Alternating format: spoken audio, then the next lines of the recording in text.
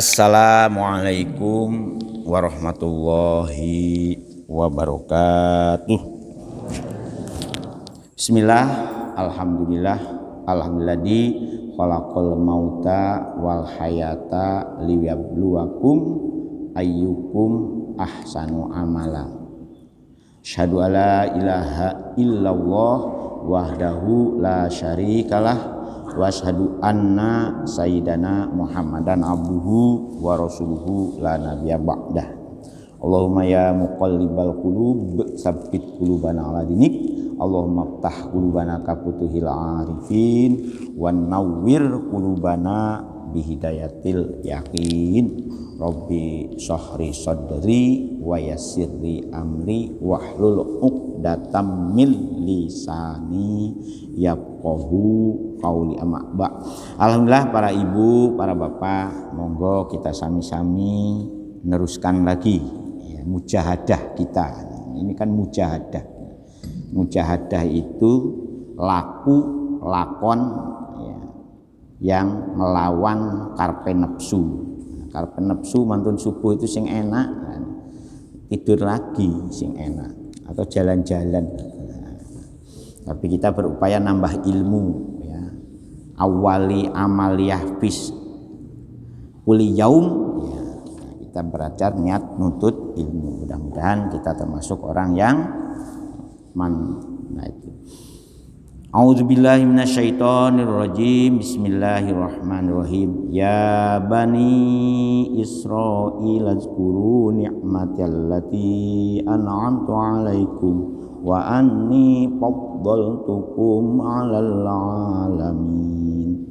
Wattaqu yawma la tajzi nafsun an nafsin syai'an wa la yuqbalu minha 'adlun wala syafa'atun dan seterusnya itu ya. Walahum yunsarun. Minggu yang lalu kita sudah, ini masih terus Bu nerangkan bagaimana kahananipun perilakunipun tiang-tiang Bani Israil kan. Minggu yang lalu kita sudah diberi gambaran ya, mereka kalau benar-benar mau mempelajari Al-Qur'an secara sungguh-sungguh kan itu ya selamat juga. Jadi kalau kita melihat seperti ini ya banyak ya Bani Israil, ya Bani wong Bani Israil. Ini perintah saka Gusti Allah melalui Kangjeng Nabi kita Nabi Muhammad Rasulullah sallallahu alaihi wasallam. Uzkuru ilingo siro, ingatlah kalian, ilingo podo ilingi siro. Jadi perintahnya kepada mereka semuanya Bani Israil ya, iling marang nopo nikmati maring anugerah nikmat yang sudah diberikan ingsunnya di sini Gusti Allah ya. Allati kang an'amtu wis paring nikmat sapa ingsun Allah alaikum manfaat ing atase sira kabeh. Nah itu. Nikmat napa? Nikmat itu kita selalu kadang-kadang pemahaman nikmat itu kan seolah-olah rupane bangsa dunya. Ya, kalau sudah dapat rezeki nyambut gawenya enak, hasilnya akeh, yang jenis rezeki itu seolah-olah tumpuan lembaran rupa merah ya kan, koyo-koyo atau tumpuan ya rumah mewah, mobil mewah ya, kemudian ya macam-macam istri cantik. Wah itu seolah-olah artinya pemahaman nikmat selama ini kita ini seolah-olah kepuasan nafsu, padahal nikmat itu awak sehat, itu nikmat yang paling utama. Sing paling istimewa itu nikmat dipurunake nindakake dawunipun Gusti Allah. Itu nikmat yang paling istimewa itu kalau kita diberi kemauan melaksanakan perintah-perintah Gusti ing Maha Kuwaos. Itu nikmat yang paling istimewa. Bondo dunia itu jangan dianggap mewah, ujian. Nah, itu ujian yang paling berat. Yang kedua, kesehatan. Dan kita dengan sakit itu kan ngeresulo. Enggak ada orang yang sakit tidak ngeresulo kalau tidak dilandasi dengan kekokohan iman. Dalam Al-Quran itu kan diberi contoh para rasul yang diuji sakit berkepanjangan. Kaya sinten nggih? Nabi Ayub, Nabi Yunus makan iwak, Nabi Yusuf jadi ganteng.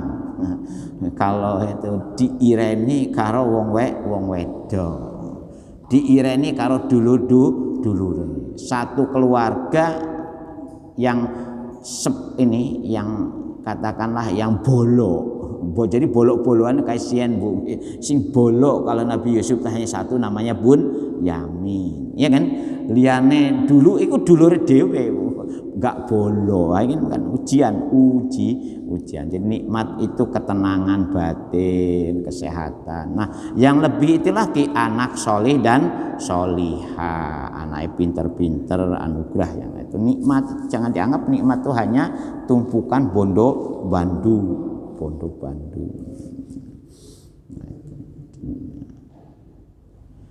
Wa anni, nah ini lan utawi ingsun Gusti Allah katanya iku faddaltukum ngutamaake. Nah ini yang menjadi titik egoisme orang Yahudi Bani Israel. Faddaltukum utawi ingsun Allah iku faddaltukum ngutamaake sapa ingsun Allah kum ing sira kabeh Bani Israil alal alamin ngalahake ing atase wong alam kabeh. Wah ini jadi intelijensi keistimewaan yang diberikan oleh Gusti Allah ya, berbentuk kelebihan memang.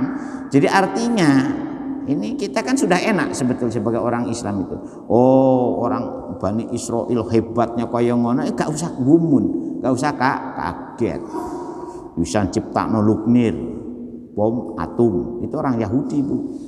Jadi yang namanya Albert Einstein itu kan jenius, kemudian dia bisa membuat mereka benda ciptaan Gusti Allah menjadi bom atom. Alfred Nobel itu yang pertama kali menciptakan dinamit, mereka jadi dinamit. Ya. Ternyata dinamit itu disalahgunakan ketika Perang Dunia Pertama. Akhirnya Nobel ini mau tobat. Nah, dengan tobatnya dengan apa? Dengan menyumbangkan hasil keuntungan dari penemuannya itu untuk diberikan hadiah kepada orang-orang yang berjasa kemanusiaan sepanjang masa. Bayangkan seperti itu. Sehingga ada namanya hadiah Nobel kan. Hadiah Nobel itu diberikan kepada ilmuwan, kepada orang yang berjasa di bidang perdamaian, di bidang ilmu pengetahuan. Ya itu luar biasa diberikannya. Karl Marx itu sebagai yang membuat desain perilaku kehidupan anti kapitalis, termasuk kapitalis sendiri. Nah itu wadol tukum itu banyak. Maka di sini takodama misluhu, takodama wisden disi opo misluhu, contoh-contoh keistimewaan dari Bani Israel. Nah itu. Jadi jangan gumun, jadi enak. Kalau kita sudah membaca Al-Quran itu enak, gak gumunan, gak kagetan.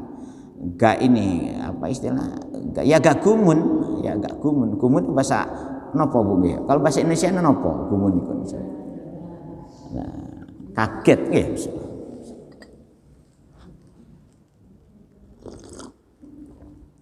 Ora kepincut sing aneh-aneh.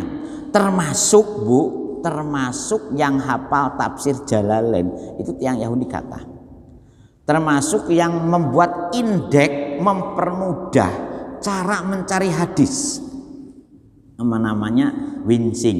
Winsing itu menulis kamus namanya Al-Mu'jam Al-Mufahros li Al-Fadil Hadis. Ternyata masuk yang nyusun kamus bahasa Arab yang sangat lengkap itu orang Yahudi.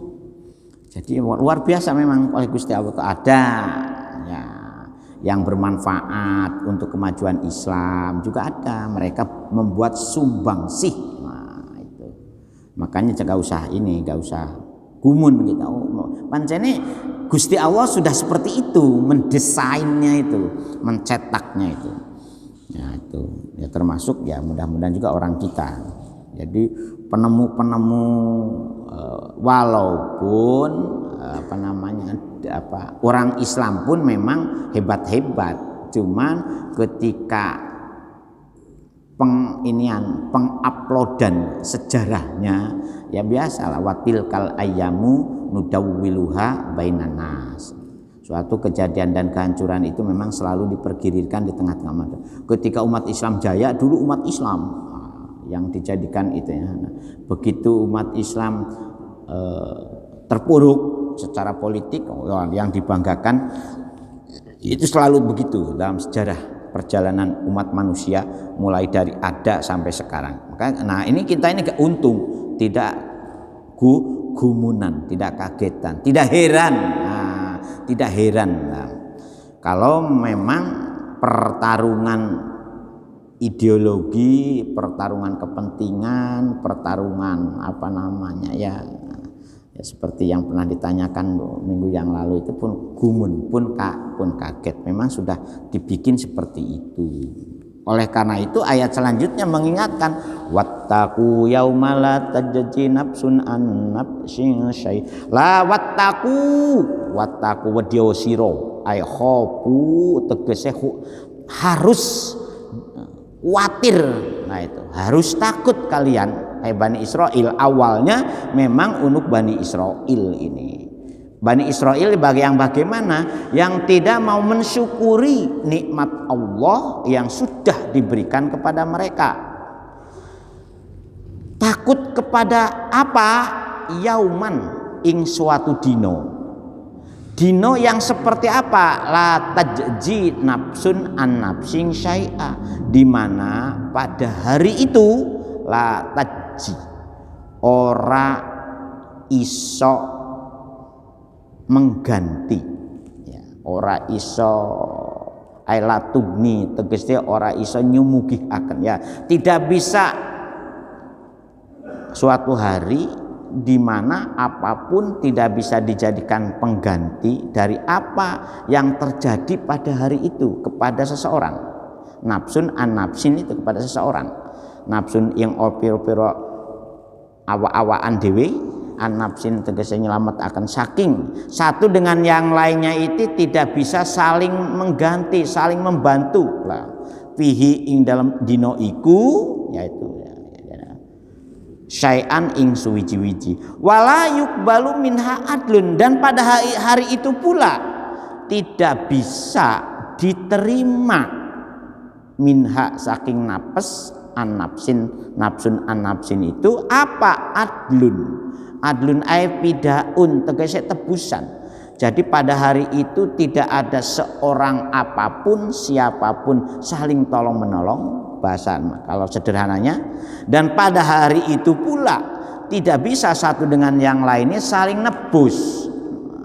Malaikat mau di sogok itu gak iso Bu, gambarannya. Ini pidaun maksudnya sogok menyogok di suatu hari nanti mesti pasti itu. Orang sangat tergantung kepada amale DWD wala tangfa'uha syafaatun, dan begitu juga wala lan ora saling memberi manfaat ing nafs opo syafaatun pertolongan. Jadi tidak ada satu hari pada itu tidak bisa apapun yang terjadi pada hari itu, tidak bisa saling tolong menolong, tidak bisa sogok menyogok. Pidaan kan maunya teplok-teplokan. Sekarang boleh sogok menyogok itu berkembang biak. Walaupun alhamdulillah KPK masih tetap berjalan. Kan masih ono sing kena OTT kan gara-gara teplok teplok sogok menyogok. Suami istri lagi, kan ruwet lagi. Kurang apa? Bayang, bukan Jember Probolinggo. Suami istri lagi, sudah cantik, istrinya cantik, waya raya, numpunya kok ismeci. Nah itu, kalau tidak, yang lebih sedih lagi, ya dari kalangan kelompok tokoh agama lagi. Ya, itu yang betul-betul gak habis pikir, pikir, gara-gara serakah. Jadi hanya satu, serakah. Gaya opo? Kadang-kadang saya mikir, gaya opo? Makanya Bu, belajarlah faman hama haulal hima yusika ay yuwaqi'ahu. Orang itu akan terjerumus tergantung kepada bagaimana kelakuannya, bagaimana golek koncone. Suatu ketika pernah ketemu di Madinah, milih jam Rolex. Nah, itu jam Rolex.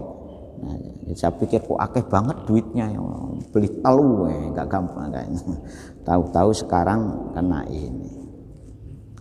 Sedih saya, termasuk sedih. Ya. Nah, kapan-kapan memang anak kita ini juga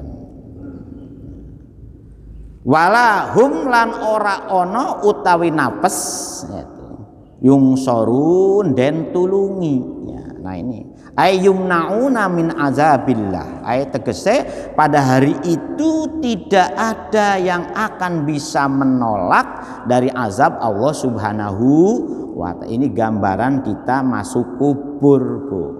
Kalau sudah masuk kubur ini, ayat ini akan terasa bagi mereka-mereka yang tidak punya celengan. Makanya kita ini monggo berlomba-lomba untuk bisa terbebas dari hari seperti ini. Amal kita yang akan menyelamatkan. Nanti yang berbicara itu kan sholat kita, biar berbicara. Jangkah kaki panjenengan dari rumah ke masjid ini yang akan berbicara, kan itu. Terus uang-uang yang ada di kotak-kotak kumplung panjenengan yang biasa rutin masukkan yang akan berbicara, kan. Makanya Rasulullah mengingatkan ida matabnu adama in qata'a amaluhu illa min salasin. Tatkala kita ini mati, ya, maka putuslah segala amal perbuatan manusia itu illa min salasin, kecuali 3 perkara.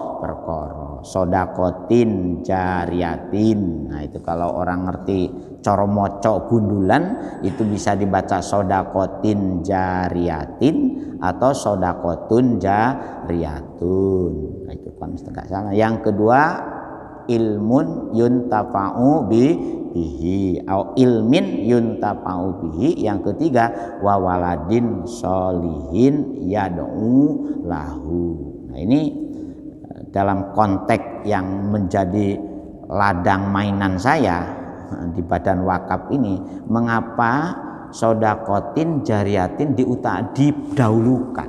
Nah itu.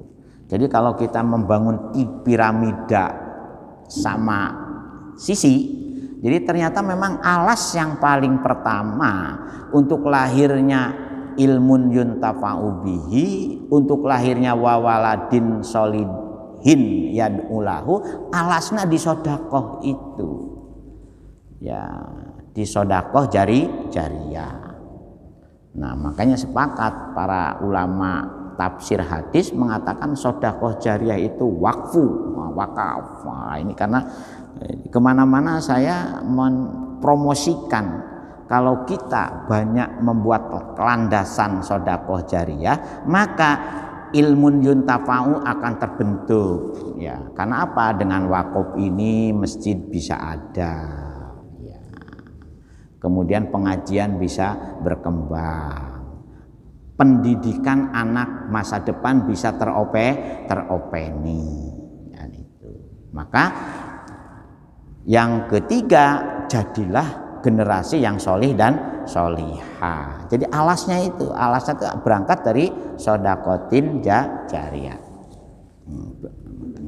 Ini sedang digalakkan, dan alhamdulillah menurut penelitian anak UNESA ya, kebetulan hari Senin kemarin mereka mempresentasikan di hadapan saya, itu di hadapan pengurus dan teman-teman, ternyata alhamdulillah sekarang itu kesadaran orang Indonesia untuk bersedekah jariah itu menduduki posisi 65%, hampir 70%. Luar biasa kan?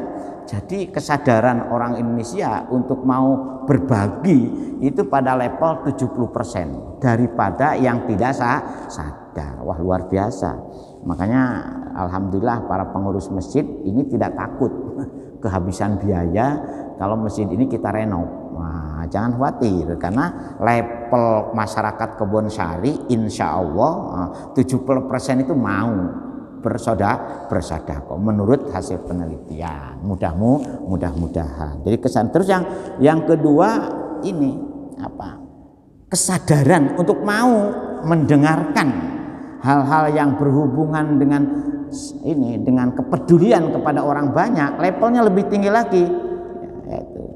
Makanya alhamdulillah kan sekian lama kita berada di dalam kondisi pandemi, mulai Maret 2020 sampai 31 Agustus 2021, dan konon untuk level 3 dan level 4 diperpanjang lagi ya sampai 6 September. Termasuk Surabaya, levelnya katanya level 4, Surabaya, Malang Kota kan ya. Tapi Kebonsari itu levelnya insya Allah level 0 ya. Nah, insya Allah, karena banyak, mudah-mudahan ya. Nah, itu. Lah, ternyata negara kita tidak sampai kolap ya. Di negara-negara lain ternyata muncul gejolak sosial yang berbasis kerusuhan penjarahan. Di kita kan alhamdulillah, mudah-mudahan. Karena apa? Karena kita ditopang oleh kesuburan alam. Jadi cobi panjenengan ya, jalan-jalan ke daerah sekarang itu sudah mulai musim panen lagi. Nah, inilah yang menopang negara kita ini tidak sampai kolap, walaupun diuji mulai Maret sampai Agustus 2021. Nah, ini sebetulnya bagian dari banyaknya orang-orang yang masih istighfar.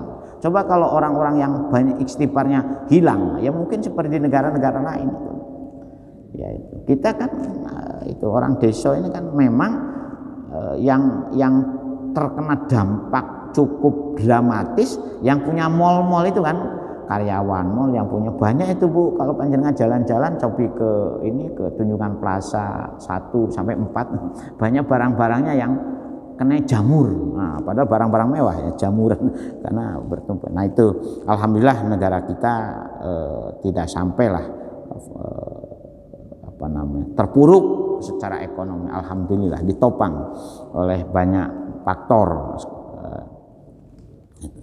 Nah, di akhirat mudah-mudahan kita juga jangan sampai terjadi kenyataan seperti ini. Nauzubillah. Jadi mudah-mudahan panjenengan dengan amal jariahnya, dengan rutin istiqomah jamaahnya, dengan rutin istiqomah menghatamkan Al-Qur'annya, dengan rutin istiqomah ngopeni anaknya sehingga menjadi, makanya Bu, kalau anak kita ini rodo tambeng rodo beling, coba disolawati, artinya subhanallah walhamdulillah robbi is'ad auladana ya, robbi nawwir abna ana, duh Gusti ing maha kuwaos kula nyuwun dumateng panjenengan mudah-mudahan anak putu kula niku diberi pancaran cahaya panjenengan. Wah, assalamualaikum.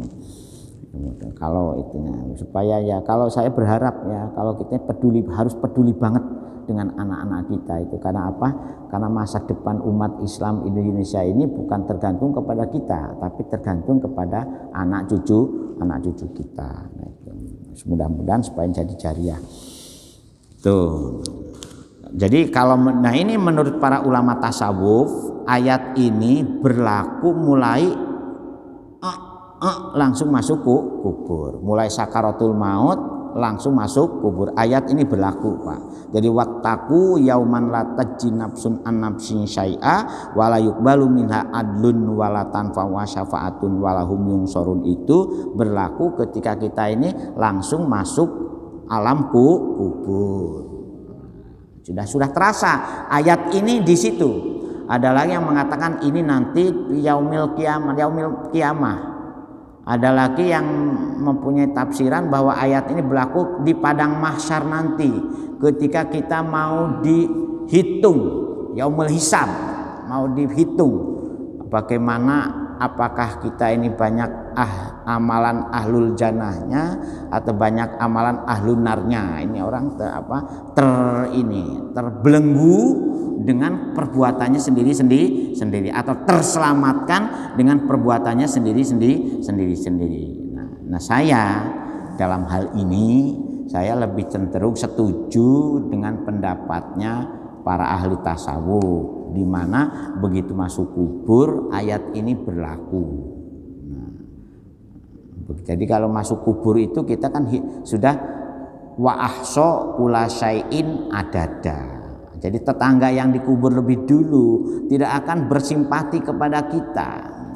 Termasuk anak cucu kita setelah meninggalkan kuburan sudah sulit kalau tidak didesain menjadi wawaladin solihin. Dan ingat, ada tambahan lagi, yad'u lahu, tidak cukup soleh saja tetapi mau mendoakan. Nah, untuk bisa mendoakan berarti harus dibekali doanya, harus bisa, termasuk tahlilan. Ngapunten, tahlilan itu bukan bid'ah. Ini salah satu jenis dari ragam doa-doa yang bisa membantu mendoakan ahli kubur.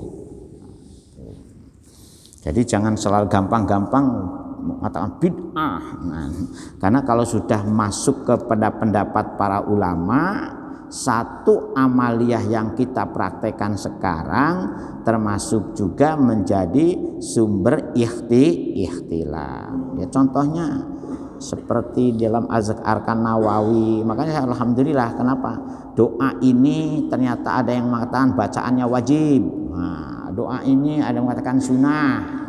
Kita pilih yang mana? Nah, kalau dihadapkan ke dalam perbedaan pendapat seperti itu, ya insya Allah Masjid Kebonsari memilih pendapat yang betul-betul ikhtiyat. Contohnya baca sholawat ketika tasyahud, kan itu pendapat Imam Syafi'i wajib, pendapat imam yang lain sunnah. Masjid Kebonsari mengikuti pendapatnya Imam Syafi'i. Jadi ya nih, supaya apa? Supaya kita ini bisa ketika yumnauna min azabillah itu salah itu oleh karena itu jangan mudah-mudah saling menyalahkan. Ya, kecuali kalau memang wong ulama yang ahli memberi pendapat saja tidak pernah menyalahkan pendapat, sekalipun pendapat temannya itu contohnya Imam Syafi'i itu muridnya Imam Malik dan Imam Abu Hanifah. Muridnya itu ketika gurunya dengan muridnya beda pendapat, itu tidak sampai gurunya itu menghukum bahwa pendapat muridnya itu salah. Bahkan justru Imam Syafi'i itu ketika berangkat ke Mekah untuk ke Irak, bukan ke Mekah, ke Irak, dibiayai lagi oleh Imam Malik. Imam Ahmad bin Hambal itu muridnya Imam Syafi'i. Ketika Imam Ahmad bin Hambal berbeda pendapat dengan Imam Syafi'i, tidak menjadikan Imam Ahmad itu menganggap Imam Syafi'i bukan gurunya. Bahkan ketika suatu ketika Imam Syafi'i itu nginap di rumahnya Imam Ahmad bin Hambal, salah satu imam madhab yang keempat itu, anaknya itu membuat sedikit kegaduhan. Itu dimarahi, jangan sampai kamu membuat gaduh agar istirahatnya Imam Syafi'i tenang. Bayangkan ulama dulu seperti itu, Kurang apa? Kealimannya Imam Syafi'i, hafal Quran mulai usia 7 tahun, itu kan sudah hafal ngelotok Quran. Nah, kemudian beliau juga mulai kecil tidak pernah berbuat melihat maksiat. Maka ketika belajar itu kan ada semacam ini, sakautu ila waqi'in su'al hibdi fa arsadani ila tarakil ma'asi, dilaksanakan betul oleh Imam Syafi'i itu. Fa inal ilma nurun wa nurullahi la yudalil asi. Wahai Kiai Waqi, kula badhe tanglet ila tarakil maka gimana caranya supaya. Begitu juga Imam Bukhari. Imam Bukhari itu punya pendapat aurat orang laki-laki itu sebatas menutupi bagian yang dianggap sensitif untuk orang laki-laki.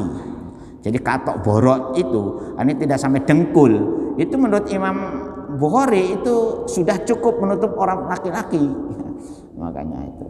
Tetapi walaupun kemudian direvisi, wah kalau hanya sekadar celana cekak dianggap sudah cukup menutupi aurat, nah khawatir disalahgunakan. Nah, akhirnya tapi punya pendapat seperti, dan sampai sekarang pendapat Imam Bukhari itu banyak juga akhirnya yang wong lanang itu yo gak sampai dengkul orate. Makanya kalau ada anak orang sholat kok pakai celana cekak, anggap saja mereka mengikuti mazhab Imam Bukhari. Jadi jangan kaget celana cekak maksud masjid. Nah, itu. Memang kita memilih aurat laki-laki itu baina surah warubah, antara udel sampai dengkul. Tapi kalau panjenengan ada orang sholat nggak pakai kaos, nggak pakai baju, cuman pakai celana 2/3, ya makan kurang pantas. Oleh karena fikih itu perlu disempurnakan dengan namanya akhlak. Mosok nang pesta perkawinan mencari baju terbaru, ke masjid bajunya kok sobek-sobek, kan nggak pantas. Padahal masjid itu untuk menghadap yang memberi semuanya. Itu. Jadi akhlak itu. Jadi bukan fikihnya yang dikedepankan, akhlaknya. Makanya dalam Islam itu di atas ilmu itu namanya akhlak. Itu di atas ilmu. Alimnya koyo opo, tapi akhlaknya gak pate genah, ya kan dicemooh, jarkoni, iso ngujar gak iso ngelakoni, kan itu. Jadi akhlak itu harus di atas. Itu. Makanya Islam itu wa innamal umama akhlaquhum baqyat fa inhum dahabat akhlaquhum dahabu. Seandainya suatu bangsa itu akhlaknya sudah rusak, maka hancurlah semua tatanan kehidupan manusia. Ngoten jelas nggih. Nah, kita teruskan satu ayat lagi, itu kaitannya dengan masalah yungsorun ini. Nah, jadi saya sependapat dengan ulama tasawuf yang membuat pemahaman bahwa orang masuk kubur ayat ini sudah berlaku. Makanya monggo kita berlomba-lomba berinvestasi untuk bisa masuk kubur itu dengan ya ayat Tuhan nafsul mutmainnah, kan irji'i ila rabbiki radiyatan mardiyah fadkhuli fi ibadi wadkhuli jannati, kan aja. Bagaimana masuk kubur ini kita dikatutkan sebagai hamba Gusti ing Maha Kuasa. Oleh karena itu masuklah kepada alam kenikmatan. Itu mudah-mudahan wazkuran ilingo siro Kanjeng Nabi. Nah, di sini nutur ya, ngawei pepeling, pepeling. Warkurulan nutur ya panjenengan wahai Kanjeng Muhammad. Nah ini idib tala ing mangsane nyubo, ikhtabaro tegese nyubo nguji Ibrahima ing Nabi Ibrahim, kepada Nabi Ibrahim. Wafi qiraatin dibaca Ibrahama. Jadi kalau orang-orang non muslim sering mengatakan Nabi Ibrahim itu Abraham, ya tidak salah Pak. Nah, itu. Jibril Gabriel, ya kan? Nah, itu. Ya. Wafi qiraatin lan iku ing dalam salah satu bacaan tidak dibaca Ibrahim tetapi Ibrahama. Nah, Sinten yang ibtala rabbuhu pangeranipun Kanjeng Nabi Ibrahim Gusti Allah. Rabbuhu te pangeran Nabi Ibrahim. Dengan apa nak Gusti Allah nguji kepada Nabi Ibrahim? Bi kalimatin. Nah, kalawan beberapa ujian kalimat. Di sini kalimat diartikan bi awamiro, dengan beberapa perintah. Kenapa dibaca awamiro? Nah, tidak dibaca awamirin. Nah, karena ini kategorinya isim ghairi munsorib karena dalam, jadi bahasa Arab itu memang banyak ininya Bu, banyak reko-rekonya. Ini isim ghairi munsorib apa ya? Itu tidak boleh dibaca mahfud. Posisinya itu khofad. Tetapi woco dibaca fathah. Nah itu gak usah ruwet-ruwet lah. Nah, wanawahin lan ing piro-piro larangan. Ya, jadi ada perintah dan ada larangan. Nopo mawon perintahnya Gusti Allah kepada Nabi Ibrahim itu, salah satunya contohnya manasikul haji. Ya, jadi manasik haji itu sudah ada semenjak zaman Nabi Ibrahim. Maka ada istilah makom Ibrahim, ada hijir Ismail. Karena awal ibadah haji itu Sofa Marwanya zaman siapa? Nabi Adam. Kemudian disempurnakan. Makanya ketika Rasulullah dapat perintah haji, umat Rasul sederhana, hudu ani mana sikakum. Jadi Gusti Allah sudah mengumpulkan semua syariat haji dari mulai zaman Nabi Adam sampai kepada Nabi Muhammad dilaksanakan secara sempurna oleh Kanjeng Nabi Muhammad Shallallahu Alaihi Wasallam. Ada Ji'rona, ada Ji'rene, ya kan? Ada Ji'rona, ada Hudaybiyah, ada Tan'im. Nah, masih ingat Bu yang sudah umroh Tan'im? Ada lagi Ji'rona. Nah, katanya Ji'rene. Wakila, dan menurut sebagian pendapat ada juga diartikan bi kalimatin itu perintah untuk apa? Almad madotu, perintah untuk berkumur. Ya, nah, sekarang kan sudah bagus toh. Jadi jangan berkumur. Jangan dianggap sesuatu yang baru gara-gara COVID saja kan itu. Ternyata menurut penafsiran para ulama, salah satu perintah kepada Nabi Ibrahim yaitu wal istinsyaku lan, nah itu ini menghirup air ke hidung. Nah, oleh Rasulullah itu dipraktekkan semua. Mulai basuh dua telapak tangan, kan awal wudhu itu kan ini dulu ya. Pertama bismillah dulu Bu. Awal wudhu itu disunatkan membaca bismillah. Setelah bismillah membasuh tangan sampai pergelangan tangan. Itu sunnah di awal. Habis itu berkumur. Setelah berkumur menghirup air ke hidung. Itu hukumnya sunnah. Sunnahnya wudhu.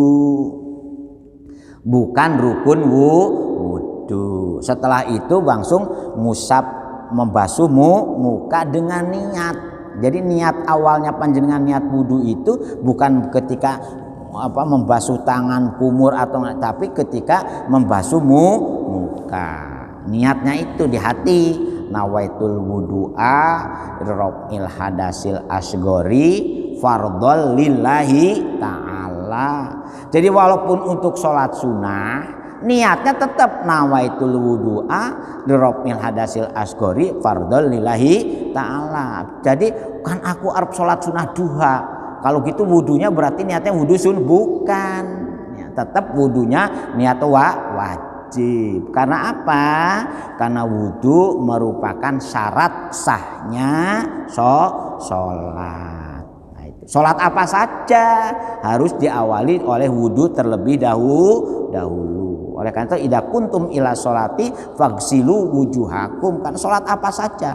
Sholat sunnah dan ada sekali wudu. Ngoten. Kalau kadang-kadang ada yang usil juga. Kalau sholat sunnah berarti wudunya sunnah? Tidak, wudunya tetap wajib karena salah satu syarat sahnya sholat. Setelah wudu nopo Bu? Satrul aurat. Jadi syarat sholat itu kan salah satu yang penting itu adalah toharotu anil hadas ini, dari dua hadas besar dan hadas kecil. Hadas besar itu ma'aujabal husla, segala sesuatu yang mewajibkan mandi. Hadas kecil ma'aujabal wudu'a, segala sesuatu yang mewajibkan wudu kalau kita mau sholat. Nah, hadas besar itu yang paling banyak laki-laki apa perempuan Bu? Wah, ini laki-laki kan yang paling banyak. Yang paling banyak yang estri. Ya, panjenengan pernah haid napa boten Pak Yasin? Nah, makanya harus apa halnya seperti itu.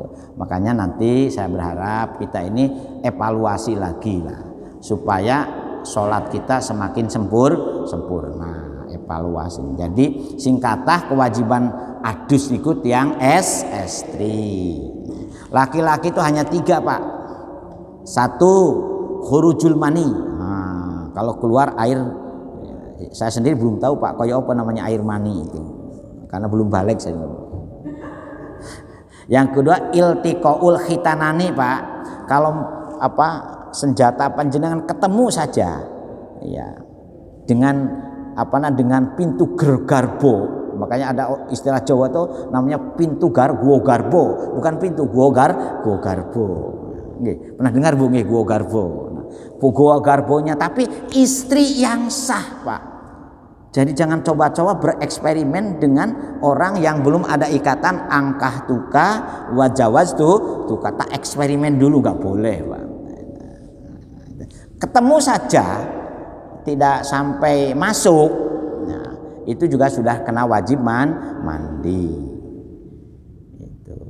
Yang ketiga, jenengan kalau meninggal dunia itu orang laki-laki paling itu aja orang laki-laki. Orang perempuan mulai dari iltiqaul khitanani, yaitu yang kedua ba'dal haidi, yang ketiga ba'dan nipasi, yang keempat ba'dal wiladati, kan nonton nggih.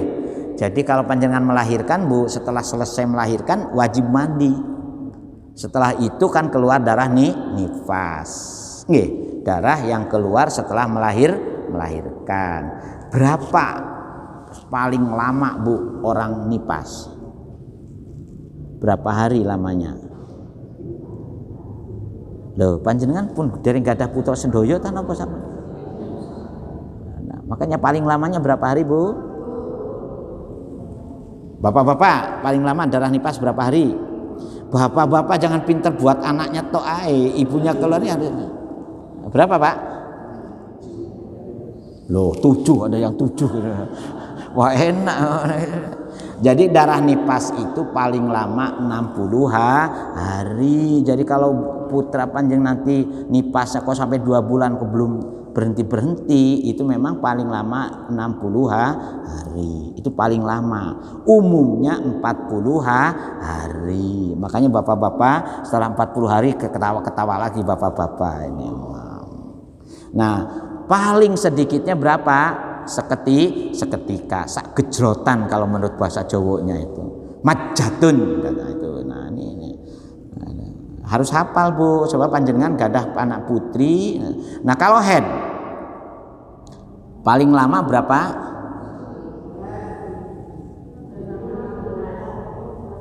Nah, berapa Bu? 15 hari. Pak, paling lama 15 hari. Bapak harus bersabar Pak ya. Kalau istrinya jangan mikir kalau begitu saya cari istri lagi, kalau nggak boleh begitu. Umumnya berapa hari Bu? 6 atau 7 hari. Yang paling pendek, paling singkat sehari semalam. Nah, kalau durasi di antara 2 hari dua suci minimal 15 hari, ternyata belum 15 hari sudah keluar darah, itu perlu diperiksakan ke ahli kandungan. Jangan-jangan keluar namanya darah istihadhah, darah penyakit. Nah, ngapunten bapak-bapak wajib hafal Pak, supaya bapak-bapak tidak melanggar aturan. Karena istri sedang haid itu gak boleh Pak. Nah sekarang bertanya, bagaimana cari alternatif? Nah ketika istri sedang haid, alternatifnya jangan cari istri lagi Pak, masih diberi peluang. Ada cara yang itu cukup rahasia berdua gitu Pak. Jadi masih Islam itu masih memberi toleransi di saat bapaknya yang mana tahan ketika istrinya haid. Walaupun gak boleh kumpul secara biologis, tetapi masih ada cara lain. Nah cara lainnya itu ibu-ibu sudah pintar sendiri-sendiri itu Pak. Nah itu. Mohon maaf ini perlu juga disampaikan karena banyak pikiran bapak, oh kalau begitu beneran. Kenapa Islam itu boleh 4? Karena 1 bulan itu 4 minggu. Jadi istri pertamanya sedang haid, cari ke istri kedua. Istri kedua sedang haid lagi, cari istri ketiga untuk minggu yang ketiga. Nah karena minggu yang keempat istri sedang haid lagi, cari istri yang keempat. Kalau sedang haid cuma bersamaan lah kapok kan gitu. Nah, ngoten Bang nggih. Sementara itu dulu, monggo kalau ada yang ini ada mana.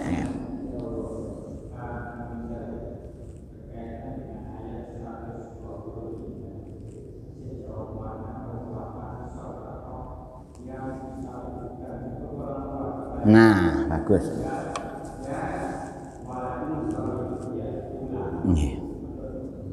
Nah, memang betul Pak, sing sae kalau sudah untuk kita juga sedekah diatasnamakan untuk saudara-saudara kita, untuk orang tua kita, ulu nenek kita itu dibenarkan. Dan kecipratan juga dengan niat mensodakohkan untuk ayahnya atau ibunya yang sudah meninggal dunia, maka kita pun kebagian. Itu. Jadi anak yang soleh, makanya di sini ada kata yad'ulahu itu, ya mau. Jadi masih kebagian Pak. Ya. Dan banyak itu contohnya panjenengan, wah ini ibu saya nanti di akhirat kira-kira ini supaya dapat kiriman, bukan hanya doa tetapi jaminan dari pasif income. Bahasa yang sedang kita populerkan itu pasif income. Orang tua panjenengan, kakek panjenengan sudah di alam baka sana, tetapi cucunya yang solih dan solihah ini ingin selalu memberikan kiriman, maka boleh, bahkan dianjurkan, bahkan para ulama mengatakan, ada yang mengatakan levelnya pada taraf sunnah muakkad, sunnah yang sangat dikokohkan untuk bersodako atas nama orang tua, saudara, anak yang sudah meninggal dulu. Bukan hanya sodako saja, termasuk haji. Makanya sekarang kan dikembangkan haji badan, ya kan? Termasuk juga masalah akikoh. Ya, ada juga yang membolehkan. Memang akikoh itu batasnya sampai ketika kita hidup. Nah, itu termasuk kurban. Nah, itu kurban juga boleh diatasnamakan orang tua, saudara yang sudah meninggal dunia. Nah, itu ngoten Pak, masih tetap diakui sebagai bagian dari sedekah jariyah. Makanya kan ada niatnya untuk siapa. Nah, itu. Nah, kalau niatnya boten ngertos bahasa Arab seperti wudu Bu. Kalau panjenengan boten hafal nawaitul wudu ar-rafil hadasil asgori fardholillahi taala, ya kula niat wudu melaksanakan kewajiban mawon sudah cukup karena Allah taala. Ngoten Pak, nggih. Sementara itu dulu, mudah-mudahan apa yang kita lakukan ini dalam rangka selalu mengevaluasi kekurangan-kekurangan kita semua ya. Al-Fatihah. Auzubillahi minasyaitonirrajim. Bismillahirrahmanirrahim. Iyyaka na'budu wa iyyaka nasta'in. Shiratal mustaqim, shiratal ladzina an'amta 'alaihim ghairil maghdubi 'alaihim. A'udzu bihamdika min hamdan na'imin hamdan syakirin hamdan wa fi ni'matika mazidah. Ya Rabbana lakal hamd kama yanbaghi li jalali wajhika wa Ya muqallibal qulub sabbit qulubana ala dinik. Allahumma ftah qulubana kafutuhil arifin wan nawwir qulubana bihidayatil. Allahumma innaka ta'lamu sirri wa alaniyati faqbil ma'ruf waqdi hajatina waqtini su'alana fa innaka ta'lamu ma fin nafsi fid dini wad dunya wal akhirati innaka ala kulli syai'in qadir. Rabbana hab lana min azwajina wa dzurriyyatina qurrata a'yun waj'alna lil muttaqina imama. Rabbana atina fid dunya hasanah wa fil subhana rabbika rabbil izzati amma yasifun wassalamun ala mursalin walhamdulillah. Sekurang dan semenjun agung pamuten ihdinas siratal mustaqim. Assalamualaikum warahmatullahi wabarakatuh.